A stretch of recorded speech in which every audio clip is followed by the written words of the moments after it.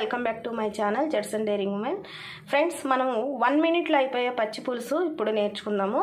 So దీనికి కావాల్సిన ingredients ఎండుమిర్చి ఒక 2 సరిపోతాయి, అలాగే జీలకర్ర. దీంట్లో మెయిన్ ఇంగ్రీడియంట్ ఏంటంటే జీలకర్ర, అలాగే పసుపు, పచ్చి కరివేపాకు, కొత్తిమీర, ఉల్లిపాయలు. ఈ ఉల్లిగడ్డలు ఇలానే తరుక్కోవాలి. సో ఇలా తరుక్కుంటేనే టేస్ట్ బాగుంటుంది.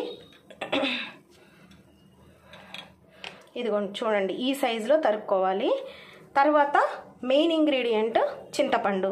సో నేను ఇక్కడ కొంచెమే, మేము ఇద్దరమే కాబట్టి కొంచెమే చేసుకుంటున్నాను కాబట్టి నేను జస్ట్ చిన్న నిమ్మకాయ సైజ్ అంత చింతపండు అయితే తీసుకున్నాను.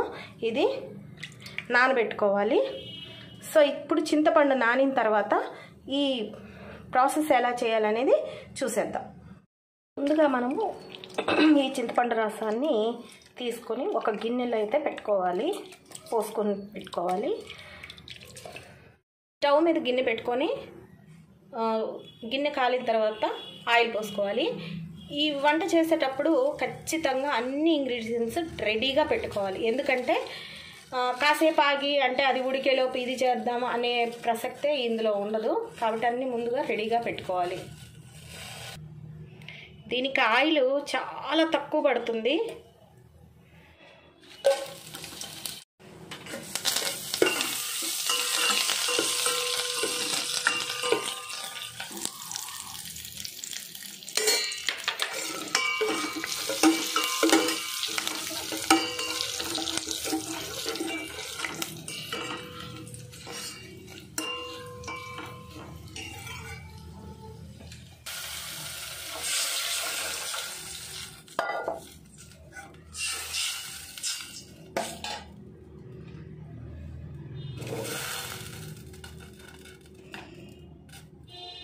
సో